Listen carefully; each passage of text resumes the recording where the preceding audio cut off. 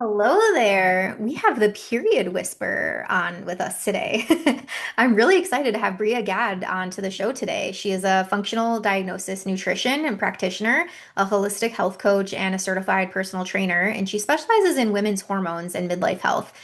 She helps women navigate pre and post menopause with more energy, sustainable weight loss, and confidence just by uncovering that root causes of what causes these hormonal imbalances.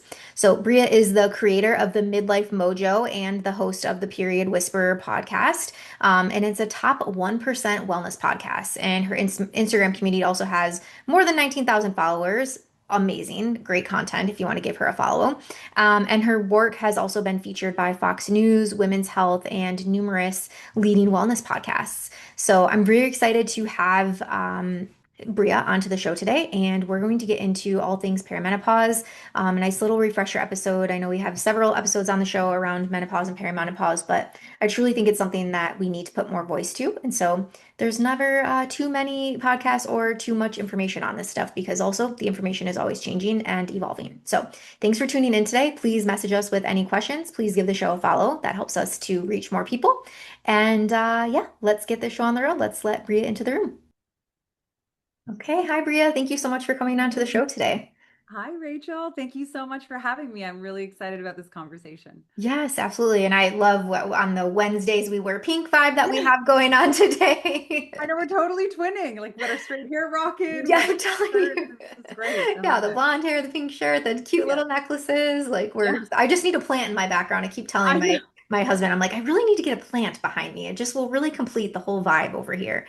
Yeah, it does. It adds a little something. It does, yeah, a little breath of life, if you will. So, but my clitorises and my vibrators, I know. I was like, they but do you have a well. really cool background. It's like, I want some of those in my background. I love it. Yes, we could trade. Maybe you can give me some of your leaves, but well, perfect. Yeah. So we're talking, kind of all things perimenopause today. I love that you call yourself the period whisperer. That's so fun. And that's the name of your podcast too. Yeah. Yeah, yeah. Very That's cool. what it's called as How long well. have you been podcasting? 4 years. Yeah. Time flies, huh? It's wild. How long have you had yours for? It'll be I have quite a few 7. episodes. 7 years. I Yeah. knew you had quite a few episodes when I was checking things out. So Yeah. yeah, it's kind of crazy. It goes quick. hmm Yeah, and I'm always just thankful for people like you too, like doing this type of work. I know we're talking perimenopause, menopause, and there's just so much conversation. I'm thankful that like conversation around this has been increasing more information is coming out. There's like more awareness is building in the world. And so while I've had other guests on like talking about perimenopause, I'm always happy to welcome on more guests because I really think it's like getting this information out and making this easy for people to be able to access. And so like through your podcast, right? Like other things that you do and the work that you do, I think it's important. It just helps people just feel more educated and more empowered to start asking questions or to get curious about their bodies. Yeah. Yeah. And you do that so well too. Like that's what's so incredible about your podcast. You talk about a topic that probably is challenging for people sometimes, or that we should talk about more, but we don't. So I really appreciate the space you hold for women here too. Yeah, thank you. Look at us, just two pink girlies out in the world doing the damn thing. Yeah, doing the damn thing. I love it. Yeah. So yeah, just curious a little bit around your story. Like, how did you get into this work? What made you go down this avenue? Yeah, I think like before I even got into this avenue, I started when my kids were just born, so in my late 20s. I'm now almost 45. I'm telling you, my kids are now teenagers. I have one about to go off to college now. When they were just born, I was like, okay, I need to find like something my mom had always instilled in me was like, you need to make sure you can financially take care of yourself. So I was like, I need to be able to make some money and also to take care of my children Hmm. because I wanted to still be there around them as best as I can. And so I leaned into fitness and nutrition as a fitness and nutrition coach online as something that allowed me to focus on my health and also be as present as I can for the kids and earn some money. And I did that for, I was probably 28, 29 when I really started doing that. And I thought I had everything figured out. I thought I was like, oh, Hmm. this is great. Eat more or eat less, move more. This is what we do. And I taught a lot of women how to do that. And then come midlife, and I shouldn't say midlife, but 35, 36, 37, and there's always more to everyone's story. I like to say, like around that age, moved countries, and that was a huge work. My daughter was struggling with anxiety, and that, changes things for any of us who understand that around kids. I Hmm. had a period where I didn't sleep much at all for 6 months because my daughter was struggling so much. So then I had antibiotics, and all of these things started culminating.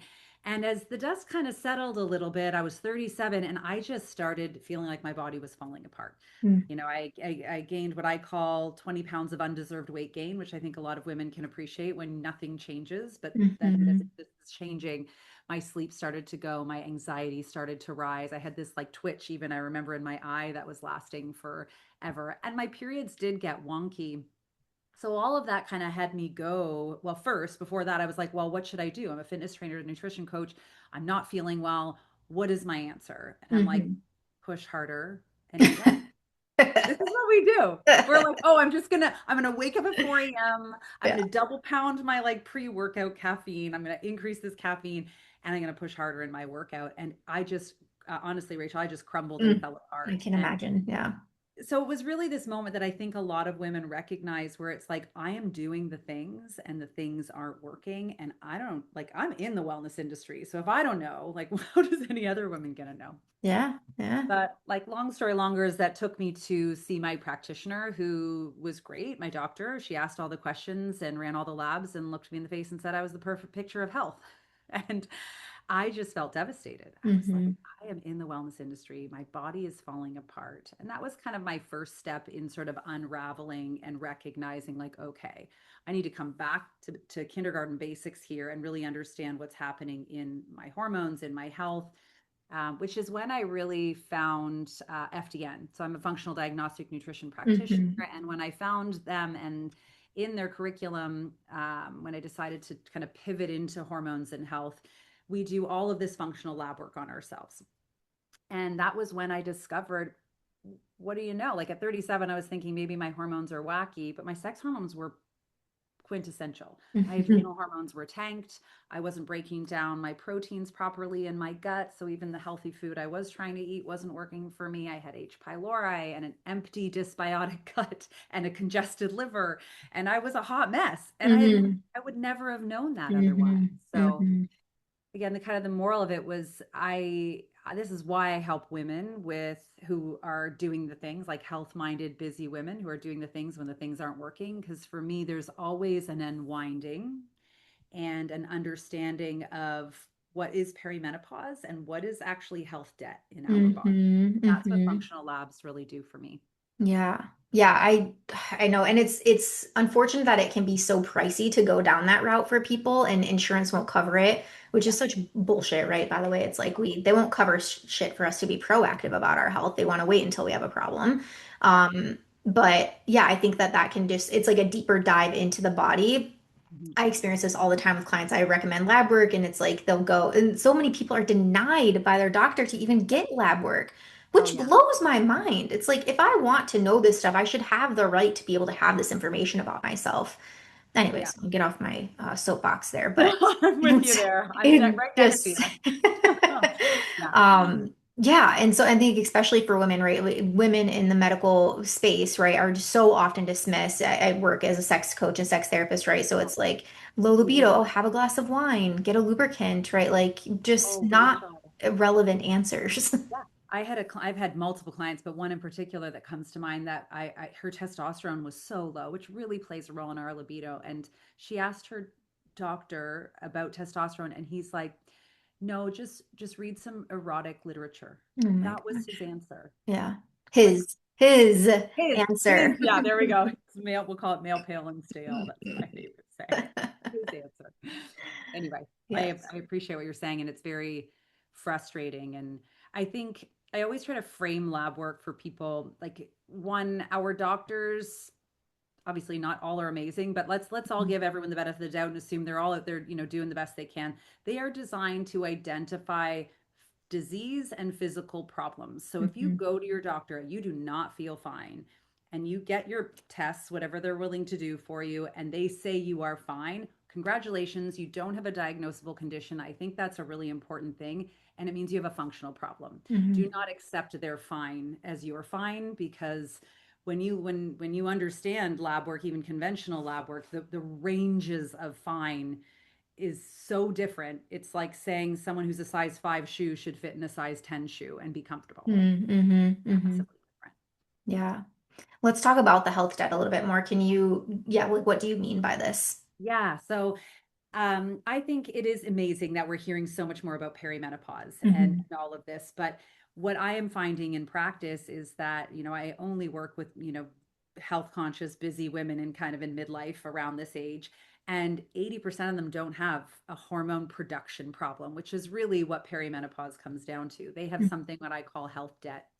And health debt is really when the energy demand of your body no longer is overtaking the energy supply to your body. And Mm-hmm. this accumulates over decades, right? Like when I was young, I definitely was on antibiotics as a kid. I had a massive postpartum hemorrhage after having a child. So I had low iron. We have injuries, we have sickness, we have COVID, all of these things roll into energetic demands and debt in our body. Mm-hmm.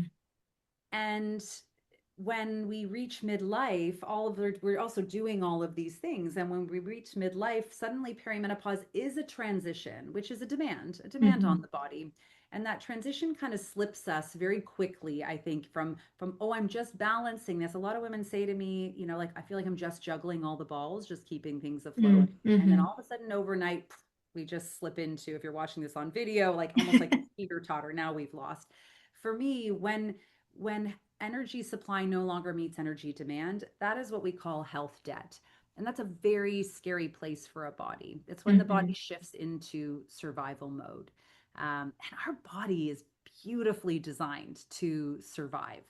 But what we've been conditioned as women is to put more demand and cut our energy supply. So we come into this time all of a sudden, what happens when our body it's into survival mode? Well, one, it starts to shut down non-essential personnel, which is your reproductive hormones. This is Mm-hmm. why we're seeing so many more women talk about perimenopause at like 35, 36, 37, 38, when in fact it's not perimenopause. It's just the Mm-hmm. adrenals have shut down the sex hormones and we just happen to be in that window.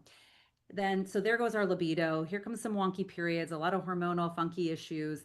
And then if we don't fix things, if we don't get out of debt, then the body shifts into conservation mode, which means I don't know how much energy I'm going to get. So I'm going to store this Mm-hmm. energy. And this is Mm-hmm. where, hello, here comes the weight gain Mm-hmm. for everyone. And that's a lot of the complaints we hear.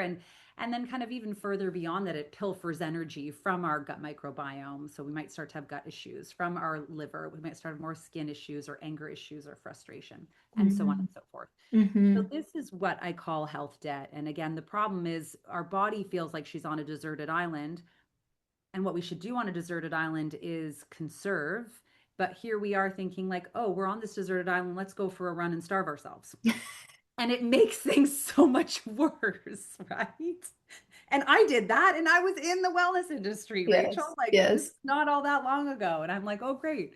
So I think when I think about health, that is one of the most valuable things we can do for our bodies, whether we are heading into the perimenopause years or not, is really get clear on where the energy supply and demand of our body is and get out of debt.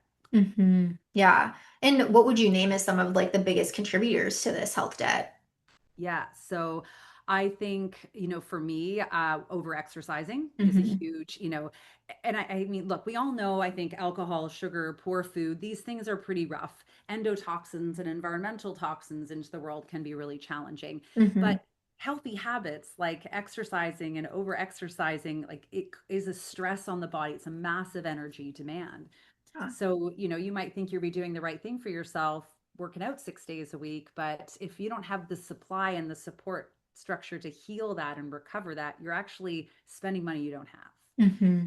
Which is where we land. I think poor sleep, not Yeah. holding enough space for sleep is a huge contributor to it. Of course, the shifting of hormones is a huge contributor to it. But Mm-hmm. really, any and all stressor or vulnerability. I mean, I think COVID was a big contributor to, Mm-hmm. health debt for so many people. Yeah. Um, I So also see yeah, things, yeah, like people pleasing, like putting yourself on the back burner, like servicing others, right? Or you mentioned like the gut health yep, perspective of it. Blood sugar, I was just reading up this morning on blood sugar yeah, stuff, like that could be attributing to some symptoms that I'm having even. I'm like, wow, it's like absolutely. things you wouldn't. I mean, yeah, I think there's some things like sugar, alcohol, right? Like these things are Yep, like, yeah, duh, that's not going to be yep, good for me. But some of these other things are like how you mentioned like liver stuff. Like, how would we even know? right.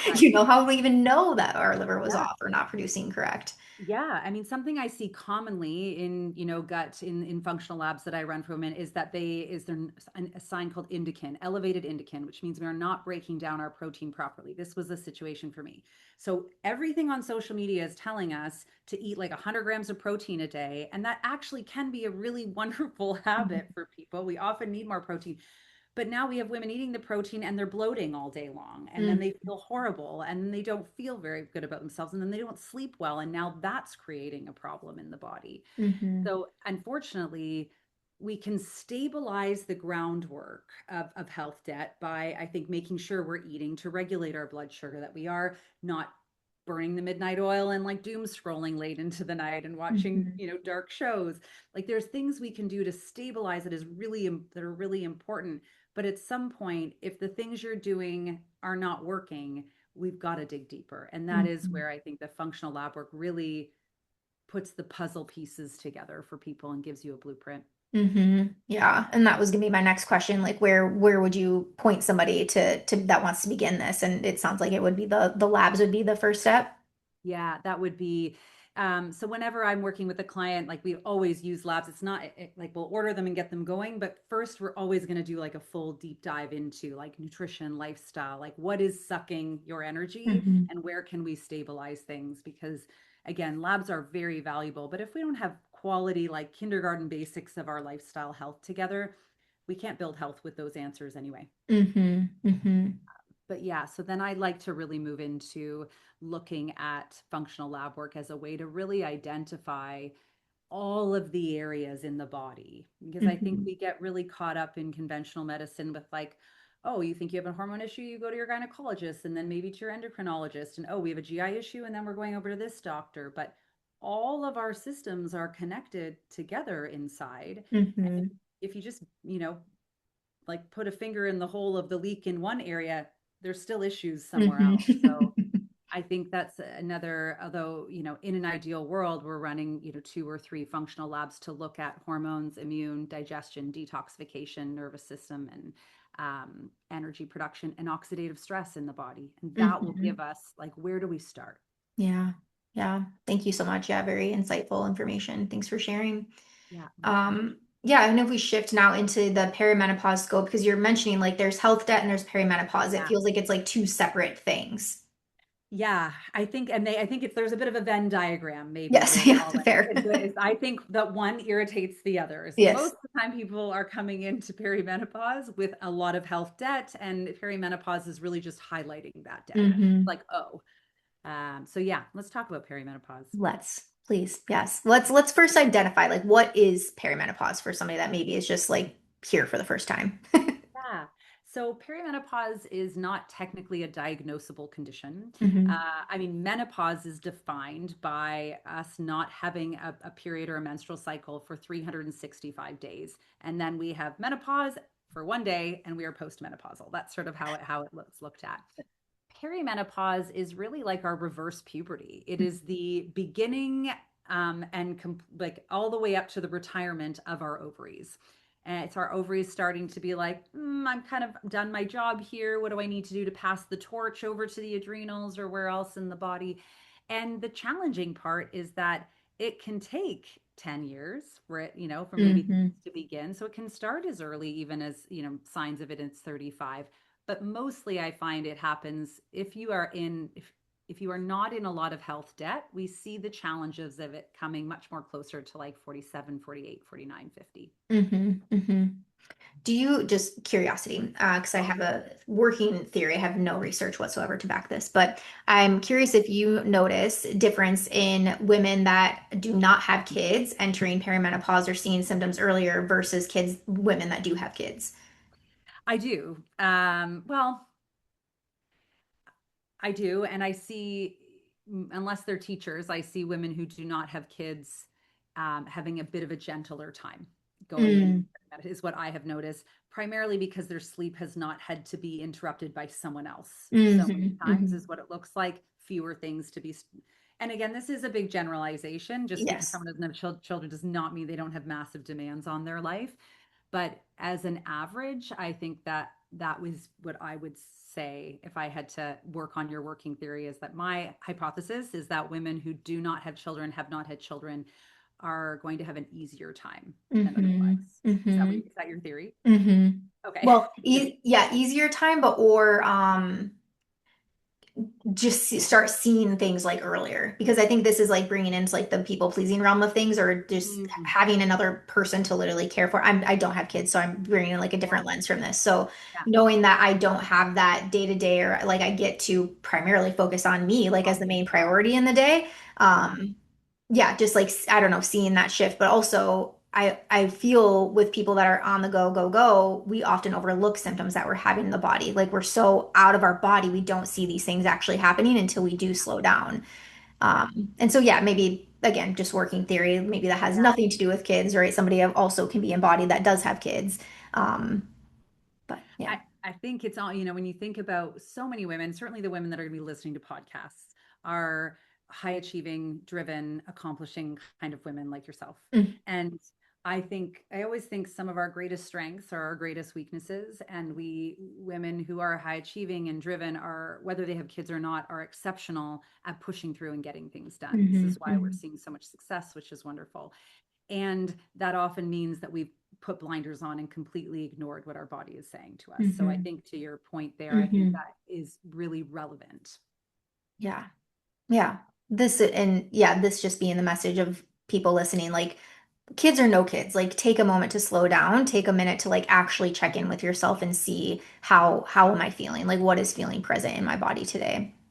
Yeah, I agree. I think it is one of the demands of this age in life is to pay attention. And I think one Hmm of the beautiful aspects of it is when you get out of health debt, when you take the time to know your own body, I really think there is so much beauty in the trust that is created in our relationship with ourselves. When you know what your hmm body needs to eat to feel well, how it needs to move, how much rest it needs, what feels good, and this super probably applies to sexual health and sexual desire, hmm then everything gets better when you can take care of your own self. hmm Preach, my friend, preach. Yeah. Yeah. So yeah, if we're staying in like the perimenopause like side of things, Yeah. what would you say are some of those earlier symptoms that people might or women rather like might start to overlook pretty early on? Yeah, for sure.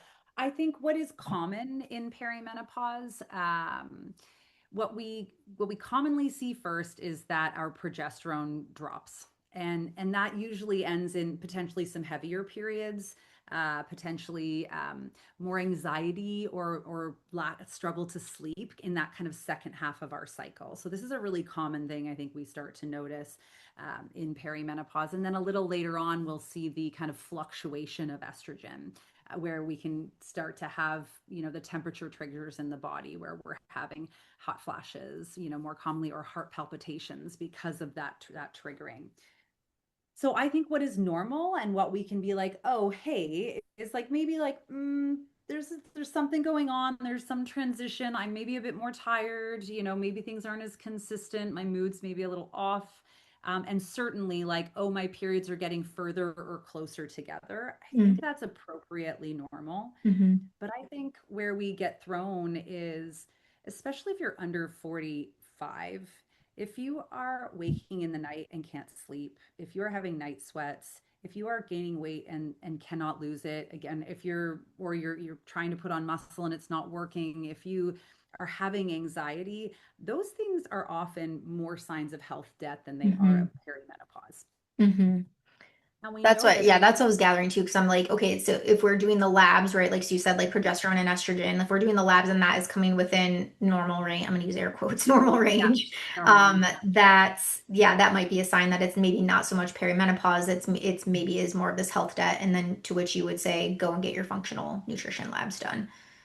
Yeah, yeah. So I think when I'm looking at labs like on a Dutch, whether the sex hormones are high or low, the important question that functional lab work does is answer more of the question of why. Well, if they're low, why are they low? I mean, if you're 38 and your sex hormones are low, I mean, why are they low? That doesn't Mhm. make a lot of sense. So then we Mhm. can look into the reason that those sex hormones are low with the functional lab work that we're doing. I Mhm. think that's one of the beautiful aspects of, I realize it is an investment, but I think it's an investment in knowing yourself.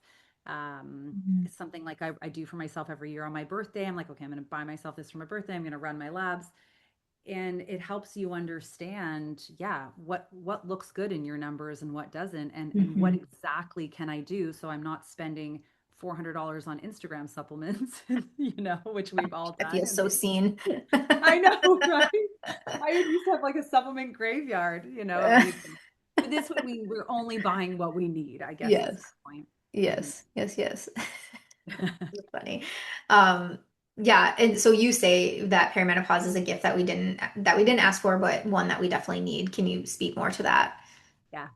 Yeah. I look at this in two ways, Rachel. One, I think because all of us are carrying some level of health debt, I think we head into midlife. And again, perimenopause adds an energy demand. So it really is like a big pink highlighter that comes in and just starts to irritate you. Like it highlights the irritation and where it is so that we can make change. So I Hmm. think it makes us, and we have to be very conscious in perimenopause not to just consistently numb our edges by Hmm. like maybe consistently drinking, or maybe, which I've been there before in my life where I like drank every night because it was the only thing that like could help me get to sleep. But we need Hmm. to be careful not to numb, but to literally sit in these uncomfortable edges so that we change. Because at 40, 45, 50, I mean, you've got decades left. And now is the time to make those changes so those decades are incredible decades. Hmm. And the other part of the gift that for me, that I find this really funny, I think our whole lives as women, from puberty to perimenopause, we've kind of been hormonally hijacked every single month, right? Half the month, we've got these rose colored glasses come on that specifically makes us more amenable to procreate and have sex, and Hmm. also puts other people ahead of ourselves so that they live, which is really important work. And I appreciate that. But can you imagine if you could access your actual feelings like 31 days or 28 to 31 days of the month and Hmm. not feel like one person half the month and one person the other half of the month? This is a pretty cool gift of perimenopause. When we start to head over and graduate into that other part, you get to access everything that you want. This is how men have lived forever. And now you are no longer distracted half the month by your hormones, which again Hmm. created life so important. And aren't we amazing? And I totally back that. But now Yeah. it's like, great, here's your next chapter. Here's your Hmm. next chapter to do whatever you want and give less fucks about it. Hmm. So, Yeah. which is really important. I love that perspective. I often ask, like, at what age is like the give no fucks age? And Yeah. it sounds like it's this, right? Like this perimenopause, menopause era where it's like finally you can feel some sort of, and it might not feel like it right away, right? When we're No. speaking to like balance, it's probably Yeah. going to be a little shit show for a bit, but you get Yeah. there eventually, right? Absolutely. I think for me, it definitely started around 37, but at like 44, almost 45, I am like, I'm pretty good at not giving a hoot about what others think anymore. There's some more to come. I hear the 50s is a really special decade. So Yeah. Yeah, I know that like conversations like these make me not so scared for 40. I used to have this like just every now and then it comes up like holy shit, like a couple more years, right? Like I'm closer to 40 than I am 30 at this point, but yeah. yeah, I think it's just I feel blessed to be in this type of work to have information like this, to it's like it doesn't have to feel so scary. Yeah. And what a cool industry, like what a cool information are you in to like help women be and people be more liberated with their sexuality? Like Hmm. one of, I think, the most underrated things that we need more of in midlife is pleasure in Hmm. all of its forms. But when we think about if the whole point in health debt and really optimizing perimenopause is to increase energy supply and decrease demand, we can say no to certain foods, we can start to set boundaries, we can, have all these habits. But where do we get our energy supply from? Sleep, Hmm. nutrition, and pleasure. Hmm. And it is like everyone knows. I mean, when you're falling in love, like you're not hungry, you're talking all night on the phone, like you're not thinking of anything else, And so when you think about the opportunity to teach people pleasure the way you do and here on Hmm. your podcast, like this work is so important that you do. I Hmm. hope everyone listening, please go like rates and reviews your podcast right now because it's yeah. Please try to orgasm every day. This is Please, going please, to help yes. your perimenopause. I I'm promise. telling you, yeah. My saying is an orgasm a day keeps the doctor away. So, Oh, I like that a lot. That's incredible. yeah, yeah. Thank you very much. Speaking my language around pleasure. Pleasure is the measure. Pleasure is the point. Like pleasure is the yeah, literally the point of living, right? Like we're not here to just live mediocre lives. No. Mm. No, I agree. I've heard other practitioners say like in order to be healthy, you have to be hungry and horny, hungry, happy and horny or something like that. It's the measurement of health, I think. Hmm. Like sexual health is a measurement of health too. Hmm. Absolutely. Yeah, so we just I'm sure a lot of people listening are thinking like, okay, this is me, like need to look into this. And so aside from the labs, is there like because I know again the labs can maybe not be as affordable as some people might hope that they are. Are there other practical steps that we could get into or to share on the show today for other things that people could start to look into that are maybe more within their means?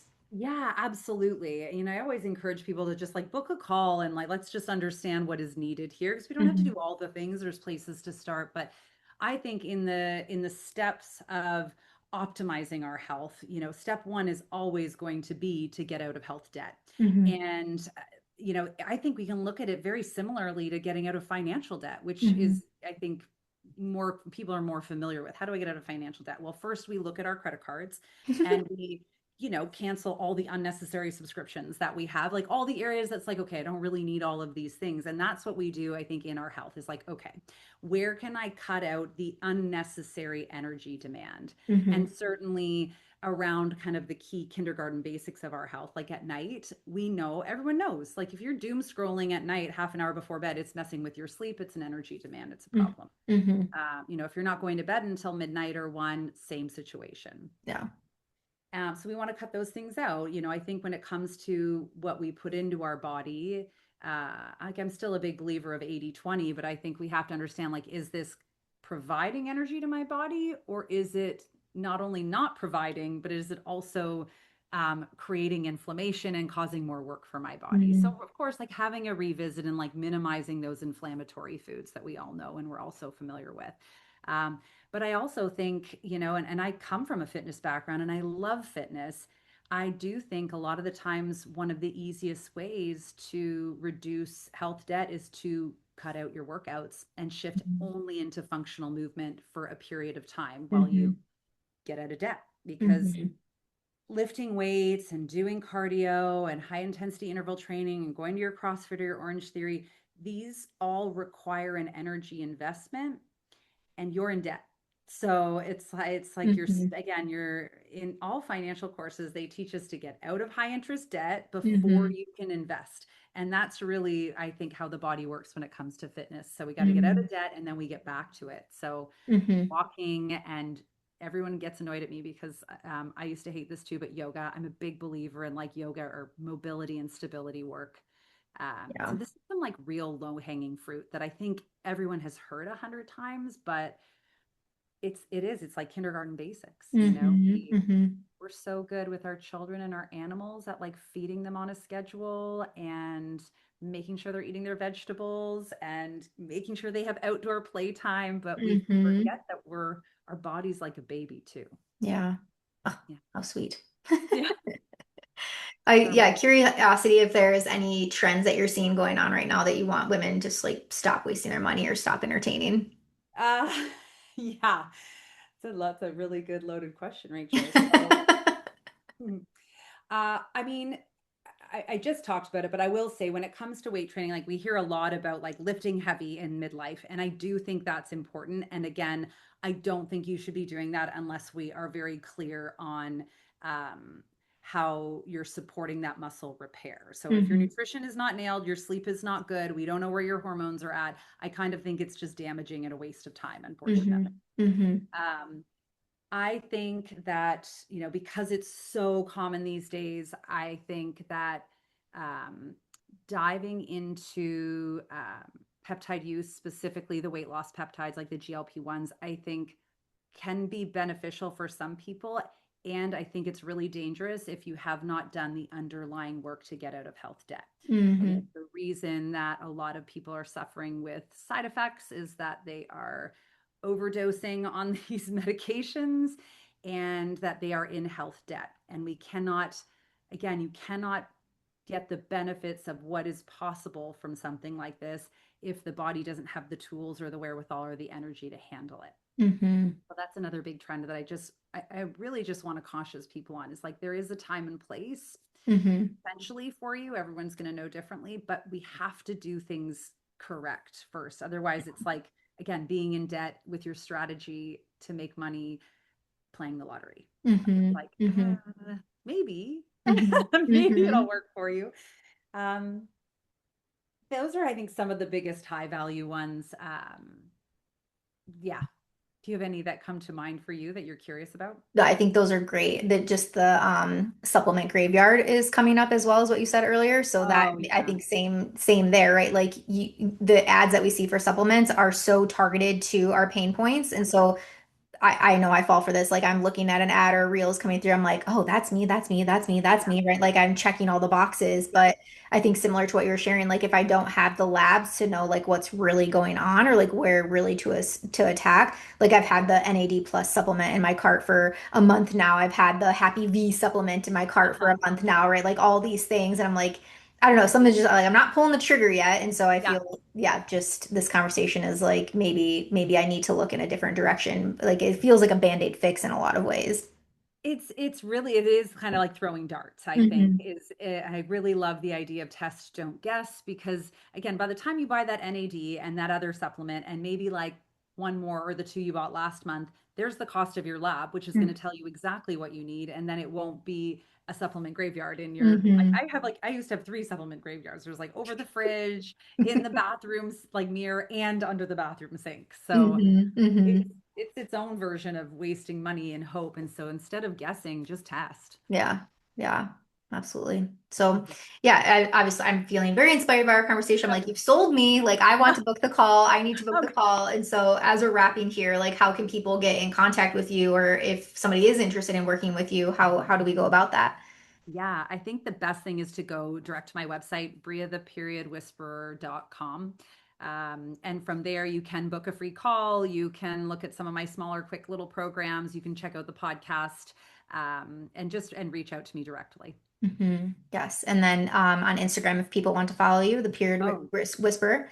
at Bria underscore the period underscore period underscore whisperer. Sorry. Perfect. That's okay. There we go. I'll make sure you have the links.